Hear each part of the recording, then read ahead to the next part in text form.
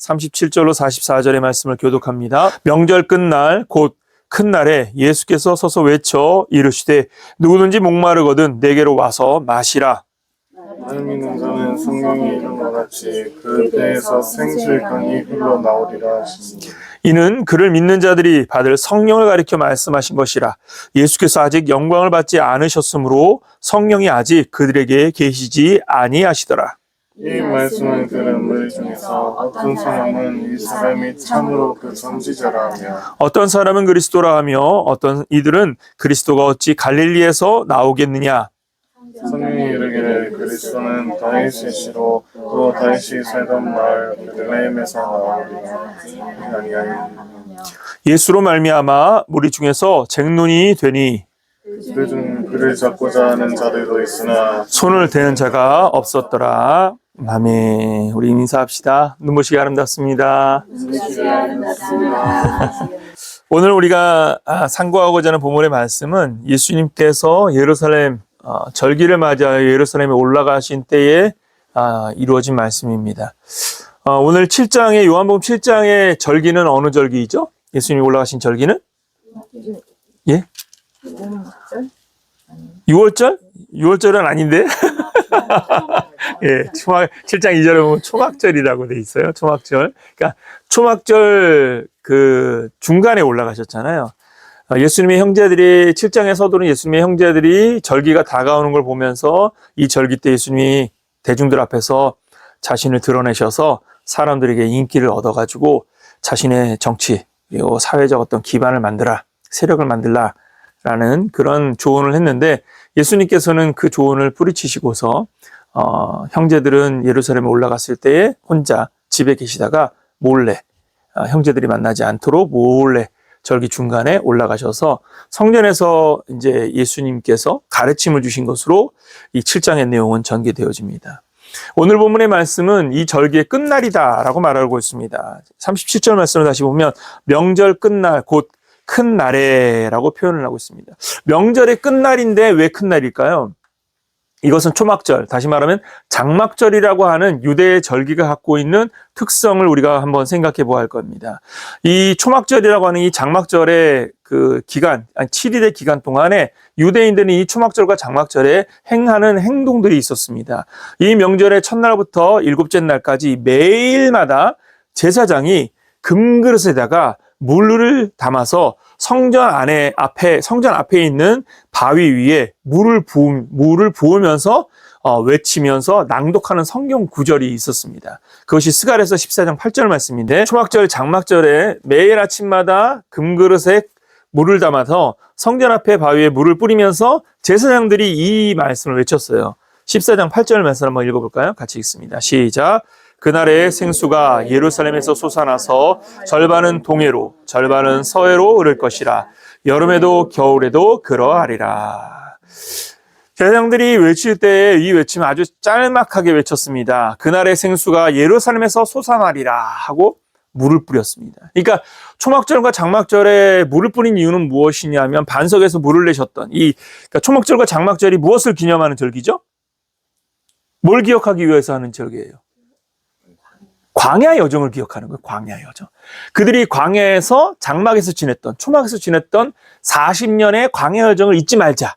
왜냐하면 그 40년의 광야 여정이 어떤 여정이었습니까? 그치. 하나님의 보호하시는 여정이죠. 낮에는 구름으로, 밤에는 불기둥으로. 그리고 만나와 메추라기로 매일의 양식을 주시고. 그리고 더 중요한 것은 반석에서 물이 나오게 하셨잖아요.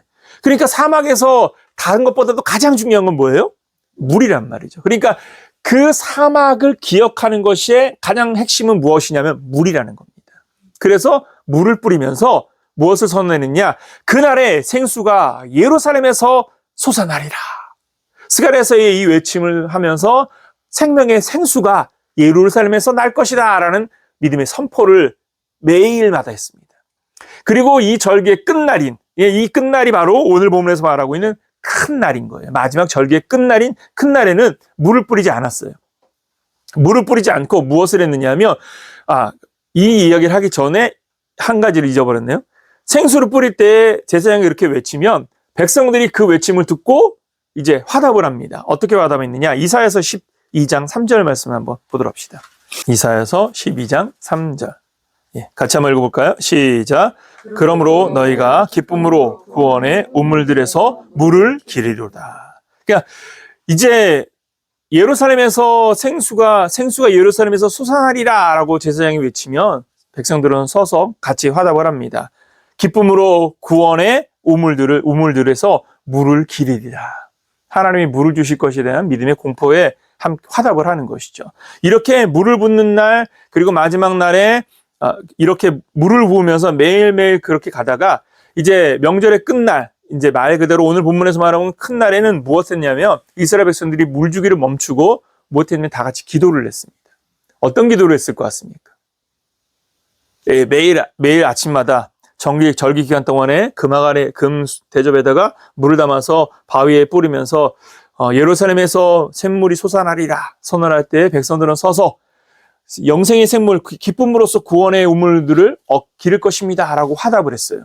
그리고 나서 마지막 7일째 되는 날은 물 주기를 멈추고 기도를 했어. 그럼 뭘 기도했을까요? 감사기도.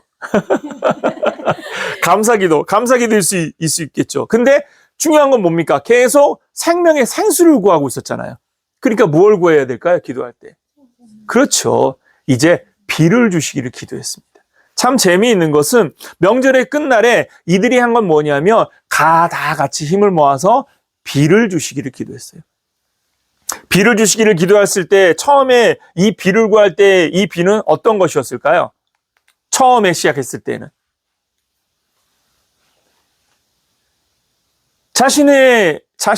자신들에게 구원의 기쁨과 감격이 되어질 생명의 생수로서 비를 구하는 것이 되겠죠. 근데 이것이 시간이 지나면서 뭐만 남게 됐냐면 하나님의 생수를 구하는 생수에 대한 기대는 없이 이제 뭐만 구하게 되는 거예요? 비만 구하는 거예요. 이게 무슨 말을 하려고 하느냐면 바로 본래의 목적을 상실한 행동들, 본래의 목적을 상실한 규범들, 본래의 목적을 상실한 관습들. 우리들은 세월을 보내면서 한국교회가 얼마나 많은 전통을 가지고 있습니까? 이것은 전 세계 교회에서 한국교회만 가지고 있는 몇 가지의 전통들이 있어요. 그것이 하나가 뭡니까? 새벽 예배, 수요 예배, 금요 예배.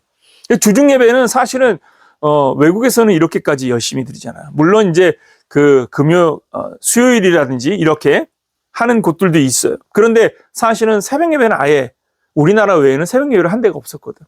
그러니까 이러한 신앙의 전통들은 무엇에서 나온 겁니까? 아무것도 없이 전쟁의 폐허 속에서 하나님의 은혜를 간구하면서 믿음으로 일어났던 사람들, 그리고 그 이전에 1800년대에 조선의 말기 시절에 그들이 처음 주님을 만났을 때 그 신앙의 열심들, 그 신앙의 열심들이 신앙의 새벽을 깨우는 출발이 되어졌거든요.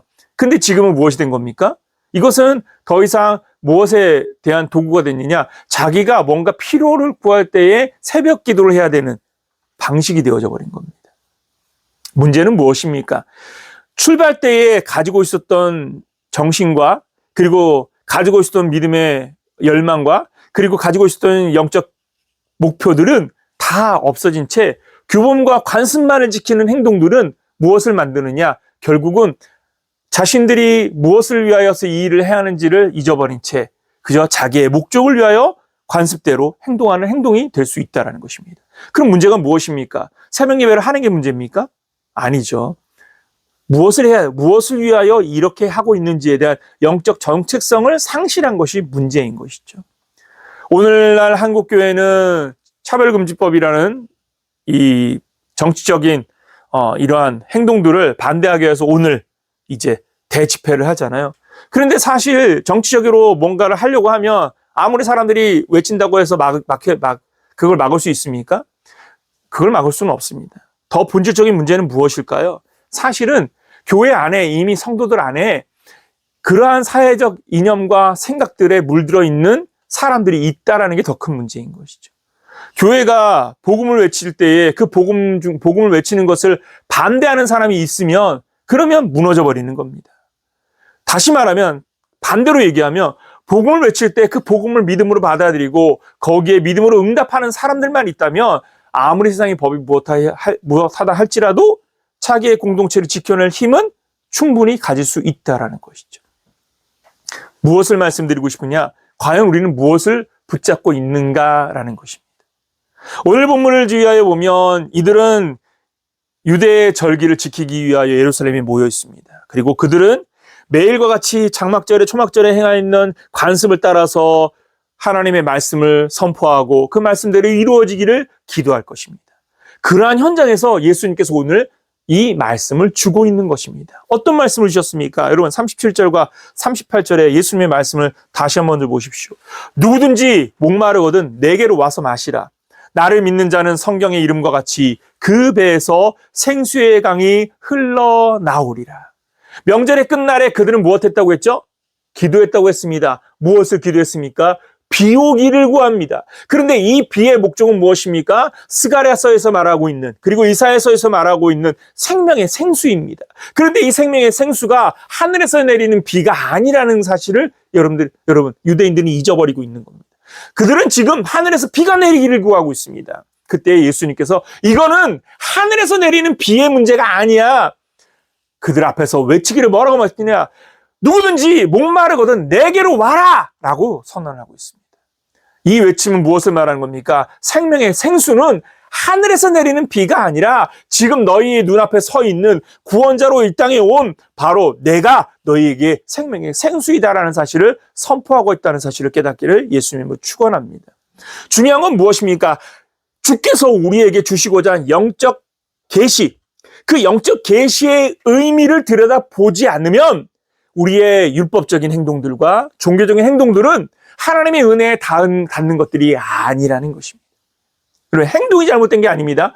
앞서 말씀드렸듯이 새벽 예배 가는 거 잘못 아닙니다. 수요 예배 열심히 나가는 거 잘못 아닙니다. 금요 예배 나가는 거 잘못 아닙니다. 주일 예배 잘 지키는 거 잘못 아닙니다. 그런데 이러한 행동들이 무엇에 얽매여 있는 행동이 될 때, 율법에 얽매여 있는 행동이 될 때, 이걸 통해서 내가 무엇인가 보상을 받을 것이라는 자기 안에 있는 꿈틀거리는 욕망과 이익에 대한 탐욕에 눈먼 그런 신앙의 행동들이 된다면 의미가 없는 것이죠. 이 행동의 바탕에는 무엇이 있어야 되는 겁니까? 생명의 근원이신 예수 그리스도를 믿는 믿음의 출발이 있어야 될 줄 믿으시기 바랍니다. 생수, 그 생수는 하늘에서 내려오는 비가 아니라 너희 눈앞에 서 있는 바로 나다라는 사실을 지금 예수님께서 선포하고 있는 것입니다. 그러면서 오늘 본문 말씀에는 성경의 이름과 같이라고 말을 했습니다. 이미 너희에게 들려주었다라고 말하고 있는 거예요. 내가 너희에게 하나님께서 이미 너희에게 말씀해 주었다라는 사실을 다시 한 번 더 강조하고 있습니다. 하나님께서 무엇을 말씀하셨습니까? 이 본문의 말씀이 여러 구절들을 언급할 수 있는데 대표적인 구절로 시편 78편을 볼 수 있을 겁니다. 그리고 이사야서 58장입니다. 그 중에서 우리 이사야서 58장을 한번 먼저 보도록 합시다. 이사야서 58장 11절의 말씀입니다. 이사야서 58장 11절 같이 한번 읽어볼까요? 시작. 여호와가 너를 항상 인도하여 메마른 곳에서도 내 영혼을 만족하게 하며 내 뼈를 견고하게 하리니 너는 물된 동산 같겠고 물이 끊어지지 아니하는 샘 같을 것이라. 이 샘의 핵심은 무엇입니까? 내가 목마르지 않을 것이다. 너에게 그 샘물이 너희 안에서 가득히 채워질 것이라는 것입니다. 하늘에서 내려오는 물은 우리의 잠시간의 갈증을 해결할 뿐입니다. 영원한 것이 아닙니다. 여기에서 말하는 생명의 생수는 무엇이며 우리 안에서 이루어진다. 우리 안에서 채워진다는 것입니다. 그러니까 이것이 가시로 보여지는 것이 아니라는 사실을 분명하게 선언하고 있는 것이죠. 우리 안에서 나타나는 샘물은 도대체 무엇일까요? 여러분 시편 78편 16절 말씀도 한번 찾아볼까요? 같이 한번 읽어봅시다. 시작. 또 바위에서 시내를 내사 물이 강같이 흐르게 하셨나니. 물이 강같이 흐르게 하신다. 바위에서 시내를 낸다고 합니다. 바위에서 어떻게 시내가 나올 수 있겠습니까? 그러니까 이 말들은 이미 무엇을 말하고 있는 겁니까? 이 물이라는 것이, 여기서 말하는 생수라는 것이 우리 눈에 보여지는 이런 물을, 말 그대로 자연의 물을 말하는 것이 아니라는 사실을 거듭해서 보여주고 있는 것입니다. 자연에서 보여주는 물들이 아닙니다. 그런데도 불구하고 사람들은 무엇하고 있습니까? 물을 구하고 있습니다. 이게 허상이 모순이는. 우리가 과연 무엇을 바라보고 있는지, 우리가 예수 그리스도를 바라고 구속의 은혜를 믿고 하나님을 신뢰한다고 하면서 우리의 신앙이 과연 무엇을 구하는 신앙인지를 다시 한 번 더 생각해 봐야 한다라는 것입니다. 결국 사람들은 자신에게 주신 약속의 말씀들을 자기의 목적대로 해석하지 하나님의 뜻으로 생각하고 하나님의 뜻을 알고자 하는 마음으로 다가가지 않고 있음을 우리에게 보여주고 있는 것입니다. 이러한 상황 속에서 예수님께서는 생수의 의미를 우리에게 다시 들려주십니다. 그 생수의 의미가 무엇이라고 말하고 있습니까? 여러분 37절과 38절을 다시 보십시오. 명절 끝날 곧 큰 날에 예수께서 서서 외쳐 이르시되 누구든지 목마르면 내게로 와서 마시라. 나를 믿는 자는 성경의 이름과 같이 그 배에서 생수의 강이 흘러나리라.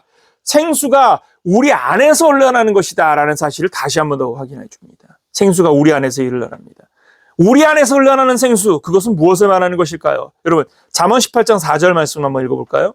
같이 한번 읽어봅시다. 시작. 명철한 사람의 입의 말은 깊은 물과 같고 지혜의 샘은 솟구쳐 흐르는 내와 같으리라.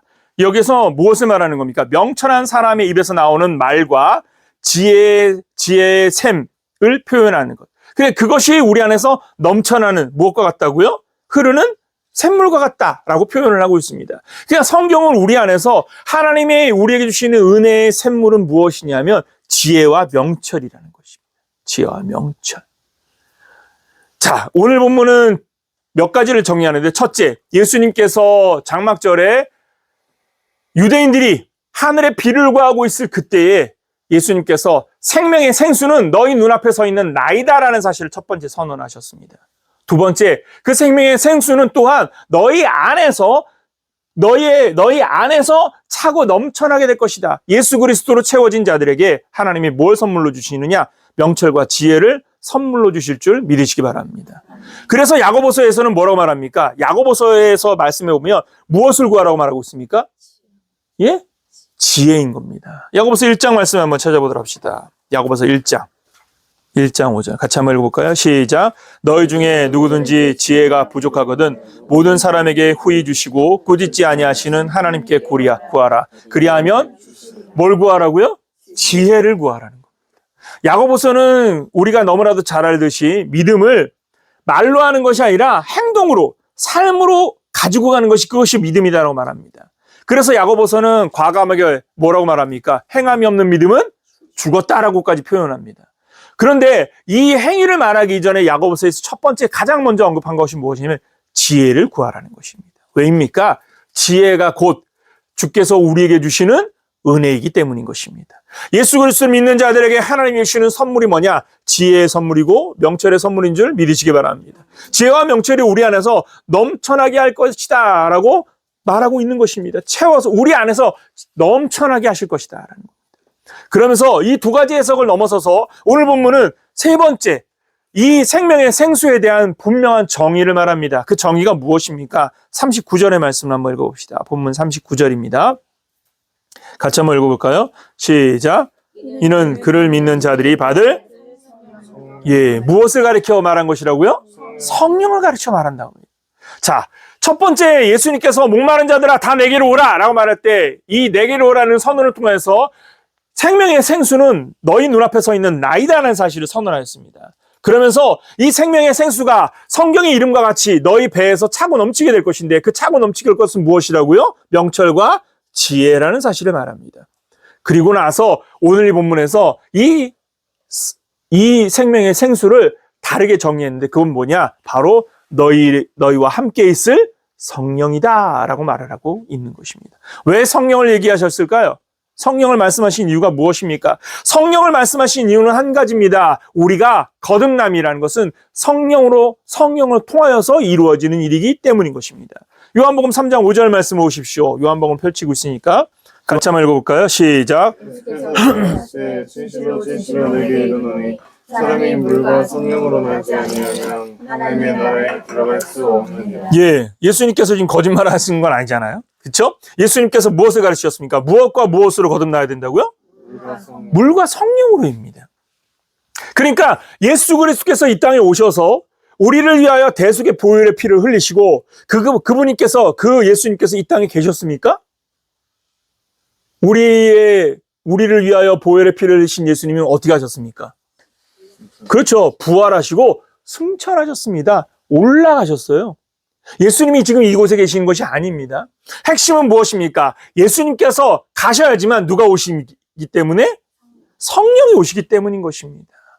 그래서 예수님은 우리에게 성령을 소개하고 있는 것입니다.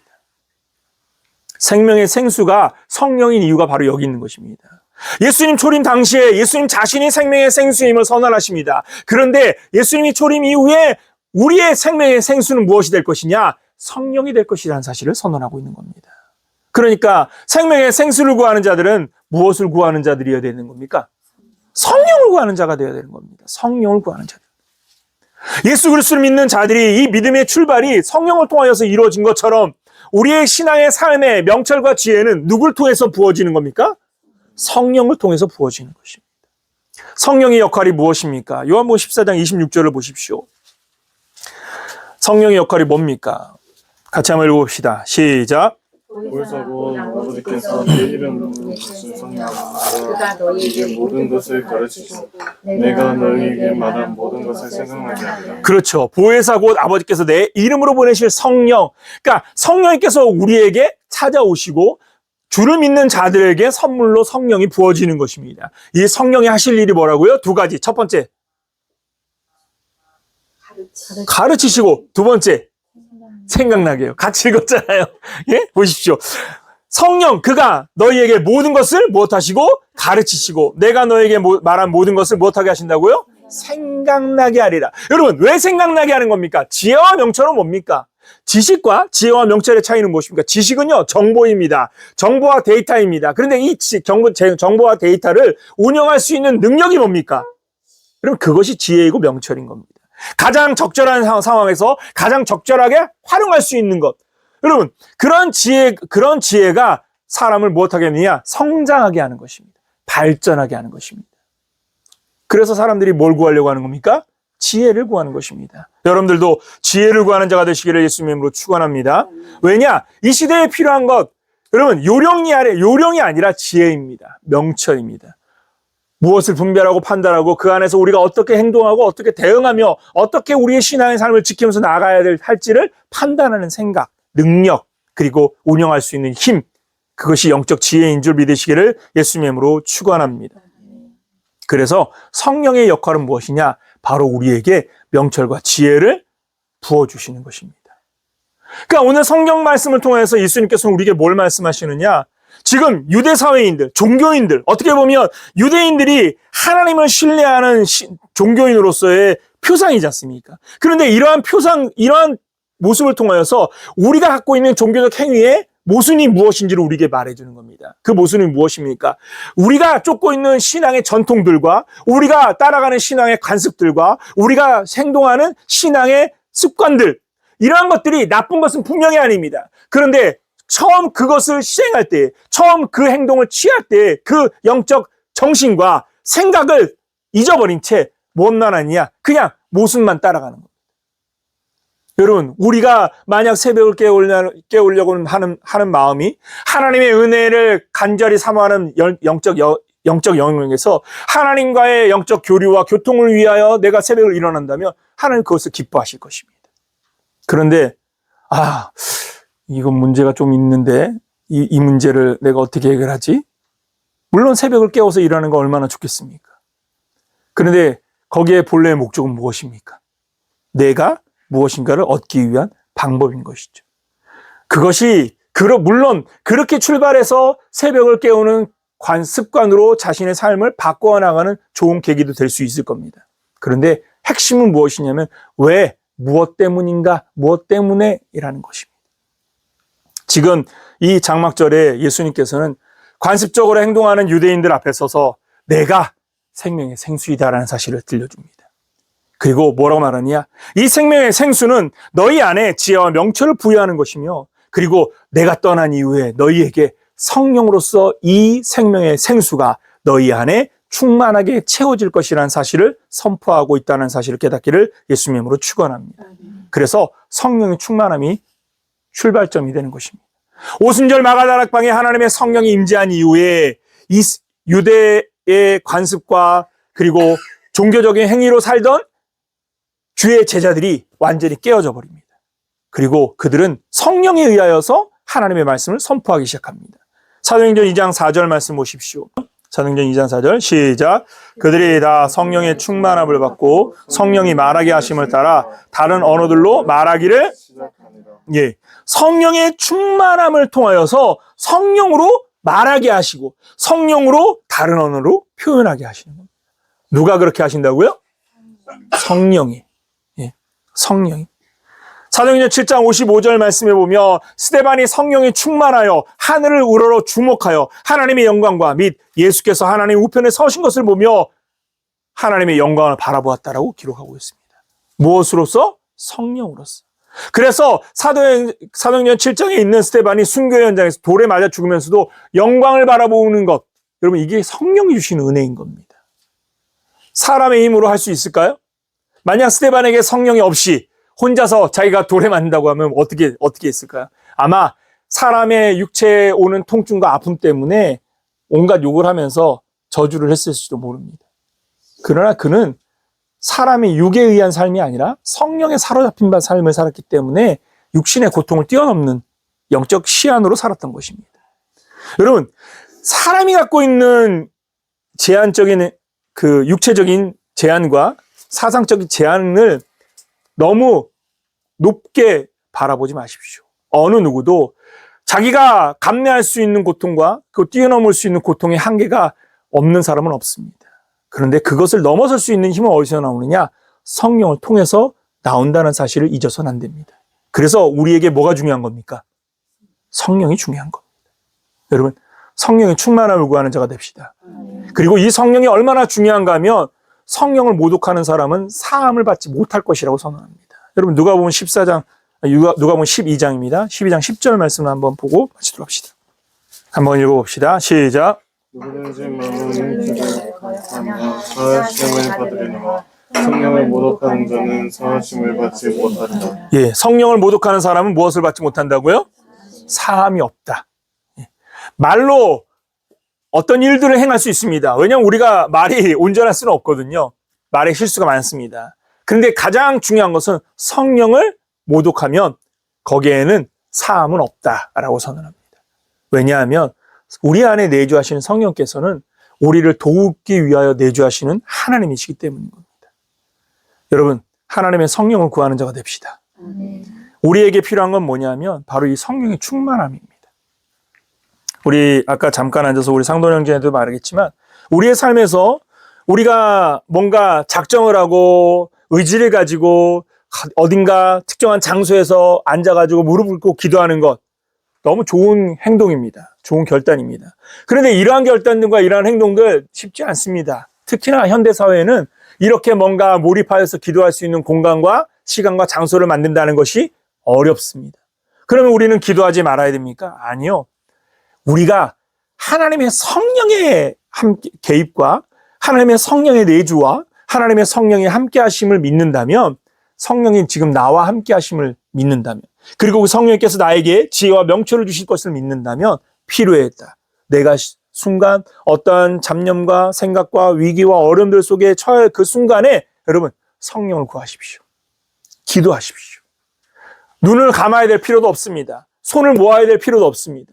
여러분들 안에 계시는 성령님께서는 여러분들 안에서 일하시면서 뭘 원하시느냐면 내주하시는 그 성령님께서 도움을 구하는 자를 기다리고 계시는 줄 믿으시기 바랍니다. 여러분, 성경에서의 원리를 꼭 잊지 마십시오. 잠언에 뭐라고 말했습니까? 나를 간절히 찾는 자가 내가 그를 만날 것이라고 했습니다. 나를 사랑하는 자가 나의 사랑을 입을 것이라고 말했습니다. 구하라, 찾으라, 두드리라고 말합니다. 이 말의 핵심은 무엇입니까? 여러분들에게 지금 뭘 필요를 구해달라 이런 문제가 아니라 내주하시는 성령, 우리와 함께 하시는 성령. 여러분, 예수 그리스도께서 부활 승천하시면서 하늘을 올라가셨을 때 우리에게 하나님께서 보혜사 성령을 보내셔서 이 땅에서 살아갈 믿음의 사람들을 돕기 위하여 보혜사 성령 하나님이 이 땅에 내려오셨다는 사실을 잊어서는 안 됩니다. 그리고 그 성령께서 우리 안에 계십니다. 그 성령의 목적이 뭐냐? 우리가 성령의 능력을 의지하고 그 성령의 능력을 의탁하며 성령 도움을 구할 때 하나님의 성령께서 지혜를 주시고 명철을 주셔서 그 위기와 삶의 어려움들을 극복하고 일어나갈 수 있도록 도우시는 은혜를 주실 줄 믿으시기 바랍니다. 제가 필리핀에 갔을 때 여러 숙제들이, 난제들이 있었습니다. 첫 번째는 뭐냐면, 이렇게 교회가 많은데, 그리고 이렇게 선교사가 많은데, 굳이 나까지? 이게 첫 번째 제 걸림이었습니다. 그걸 하나를 해결하고 사역을 시작합니다. 사역을 시작하는데, 막상 사역을 시작하면서 돌파구를 찾아야 되는데, 이 돌파구가 쉽게 열리지 않습니다. 선교 현장에 갔더니, 같이 좋은 동역자가 돼서 내 일터에서 같이 일하자고 하는 선교사들이 없어. 너는 요 지역은 내 지역이니까 여기는 오지 마. 여기는 내 지역이 내 지역이니까 오지 마. 이런 경쟁이야. 그래서 은근슬쩍 도와주는 척 하면서 자기 바운드리를 딱 지정해 주는 거예요. 그래서 이 바운드리 건들면 안 돼. 그럼 넌 나쁜 놈이야. 뭐 이런 식인 거야. 예, 그렇게 하니까 결국은 새로운 영역을 찾아야 되는데, 사람의 시선이 새로운 영역을 보는 게 쉽습니까? 어렵습니까? 어려워요. 그때 하나님의 성령님께 구했습니다. 하나님, 어떻게 해야 됩니까? 이러한 상황 속에서, 이러한 여건 속에서 어떻게 길을 열어야 됩니까? 그러면서 시작한 것이 학교를 이제 들어가는, 성경 읽기를 가지고 학교를 찾아 들어가는. 그래서 제가 기록을 하나 세웠는데, 제가 그 두마게티의 교육부를 통해서 공식적으로 첫 학교 관문을 뚫은 첫 선교사입니다. 어찌됐든 이것도 하나님이 주신 만남이었어요. 주유소에 갔는데 주유소에서 한 사람을 만났어. 네, 떠듬거리는 영어로 내가 선교사이고 어떤 아이들에게 이렇게 책을 읽혀드리고 이런 독서 공부를 시켜주고 싶은 이런 꿈이 있다. 이런 얘기를 했더니 이 사람이 그러면 자기가 준비해주겠다. 알고 보니 그 사람이 프린시펄, 교장이었던 거예요. 그래서 그 사람이 각 공문을 자기가 다 만들었어. 왜냐면 나는 못 만들잖아. 영어도 못하는 데다가 그 학교 교육부 관계를 전혀 모르니까. 근데 자기가 공문을 다 만들고 나서 나중에 내가 연락하면 와서 사인만 하라는 거야. 저는요, 사인만 하고서 학교로 들어간 사람입니다. 여러분, 하나님은요, 이렇게 길을 여시는 줄 믿으시기 바랍니다. 하나님의 지혜는요, 놀랍게 그 아이들을 만나서 이 아이들과 성경 읽기와 쓰기, 독서 스쿨을 하면서 뭘 어떻게 이걸 발전시킬까? 동기를 부여해야 되는데, 이제 아이들은 학교를 마치면 학교 오는 것도 힘들지만 학교를 마치고 나면 집에 가면 전기가 없으니까 집안일 도우면서 밤이 되면 그냥 자는 거야. 그러니까 성경 쓰고 할 시간이 없어. 그럼 불빛 아래서 쓴다는 건 더 어려운 거야. 그러니까 이 아이들이 동기가 없으니까 못합니까? 안 써. 그냥 신기하게 외국인이 와서 뭐 하니까 왔다가 재미없어 하는 거죠. 이걸 어떻게 극복할까? 그래서 샤워를 하는데 갑자기 딱 아이디어를 주시는 거예요. 달란트 시장을 해봐야겠다. 그래서 폭발적으로 이게 늘어나게 된 겁니다. 그러니까요, 지혜와 명철이라는 것은 갑작스레 떠오르는 생각, 이게 지혜인 겁니다. 할렐루야. 여러분, 길이라는 것은 우리가 무엇인가 통계나 그리고 수치적인 어떠한 걸 통해서 막 분석해내서 뭔가 좋은 방향과 결과를 찾을 거라고 생각하지만 아이디어는요, 그것 이상의 것입니다. 근데 그 성령님께서는 무엇을 주시느냐? 그 아이디어를 주실 줄 믿으시기 바랍니다. 그래서 성령을 구하는 겁니다. 내 능력을 배가시키게 하시는 성령. 나의 힘을 배가시키는 성령. 나의 시안과 나의 듣는 귀와 나의 삶을 배가시키는, 그리고 그것에 보지 못했던 것을 보게 하시는. 그러니까 사실은 옷감을 막 우리가 그렇잖아요. 이번 주간에 우리 집사람이 홈페이지에 쓴 글을 보면서 제가 제 글을 쓸 때도 오타를 몰라요. 그래서 저희 집사람이 내 글을 읽고 나서 여보 몇째 줄에 뭐가 오타야 이러면 이제 고치거든요. 똑같아. 우리 집사람도 딱 보니까 오래간만에 우리 집사람 써놓은 글을 딱 들어가서 보니까 딱 들어가자마자 대번에 오타가 보이는 거야. 그래서 야 여기도 오타 있다. 자기는 몰라. 이건과 똑같아. 사람은요, 자기의 시선으로 자신의 현장만 보고 있으면요, 자기가 지금 어떤 실수를 하고 있는지를 몰라. 이럴 때 누가 도와줘야 됩니까? 성령이 도와주시는 겁니다. 그래서 성령을 구하는 겁니다. 여러분, 성령을 구하는 자가 됩시다. 그리고 성령을 구하는 걸 떠나서 도움을 바라는 자, 성령의 도움을 바라는 자가 되십시오. 성령이 도와주십시오. 이때 우리가 어떻게 대응하면 좋을지, 어떤 눈으로, 그리고 이러한 관계 속에서 우리가 어떻게 잘 이 문제를 극복할 수 있을지 하나님의 성령이 도와주십시오. 여러분, 이 기도들이 여러분들 안에서 자리 잡기 시작하면요, 즐거워지고 재밌어져요. 한 가지만 더 얘기하고 마칠게요. 제가 중학교 때인가 저는 생각도 많이 했지만 한 가지 저를 즐겁게 했었던, 내가 신앙을 떠나지 않게 된 동기 중에 하나가 뭐냐면 길을 다니면서 기도했었던 겁니다. 길을 걸어 다니면서 저는 그 시간에 생각도 많이 했지만 기도도 많이 했어요. 저는 이렇게 막 이렇게 앉아서 하는 기도 못해요. 저는 그렇게 오래 못 하거든요. 저희 어머님은 그렇게 하시지만 저는 그렇게 못 합니다. 그런데 그걸 못하는 것 때문에 좌절하거나 슬퍼해 본 적이 없어요. 왜냐하면 저는 길을 다니면서 기도를 했거든요.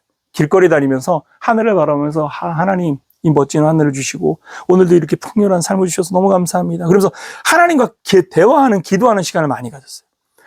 어느 정도 했냐면 길을 갔다가 막 기도하다가 앞에 있는 전봇대에 부딪히기도 했어요. 왜냐면 눈을 뜨고 걷고 있는데도 전봇대를 못 봐. 그만큼 몰입을 했었던 거야. 그런데 그런 몰입했었던 기도들 여러분 다 이루어졌습니다. 다 응답받았어요. 그거를 하나하나 얘기하기에는 좀 시간이 길어질 것 같아서 다 못하고, 중요한 건 뭐냐, 저는 그래서 하나님을 만남이라는 것이 정해진 시간에 정해진 자리가 아니라고 저는 그때부터 믿기 시작했습니다. 하나님은요, 내가 정해진 시간에 정해진 자리에 있는 것을 원하는 것이 아니라 하나님을 진심으로 찾기를 원하십니다.